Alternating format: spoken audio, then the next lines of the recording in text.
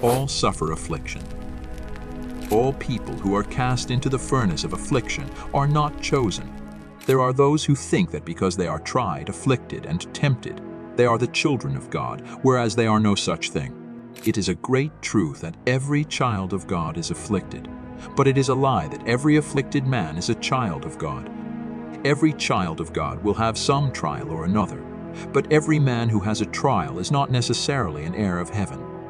A child of God may be in poverty, for he usually is poor, but we must not come to the conclusion that every man who is poor is a child of God. For there are many such who are depraved and ruined, blaspheming against God and going far into iniquity.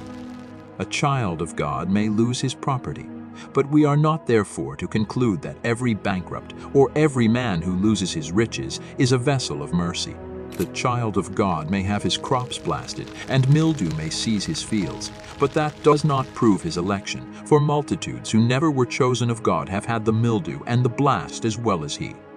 No tribulation ever proves us to be children of God, except it be sanctified by grace, but affliction is the common lot of all men.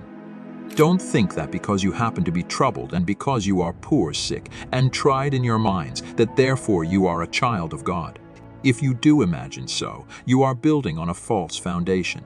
You have taken a wrong thought, and you are not correct in the matter at all. I would tell you this very plainly, that after all your suffering and tribulations, you still may enter into the kingdom of hell. There is such a thing as going to the pit of perdition through trial. For the road of the wicked is not always easy, nor are the paths of sin ever pleasant. There are trials in the pathway of the ungodly. There are troubles they have to suffer. Many afflicted men are not children of God.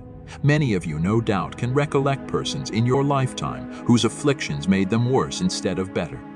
Many men are put into the furnace and coming out worse than they were before.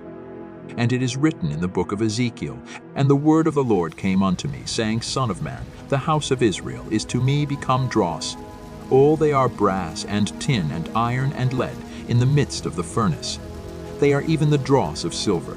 Therefore thus saith the Lord God, because you are all become dross, behold, therefore I will gather you into the midst of Jerusalem, as they gather silver and brass and iron and lead and tin into the midst of the furnace, to blow the fire upon it, to melt it. So will I gather you in mine anger and in my fury, and I will leave you there and melt you." So you see, there are some who feel the furnace who are none of the Lord's, some to whom there is no promise of deliverance.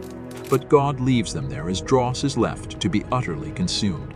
They have on earth the foretaste of hell, and the brand of the demon is set upon them in their afflictions even here. Let that thought be taken to heart by any who are building their salvation on false grounds. Afflictions are no proof of sonship, though sonship always ensures affliction.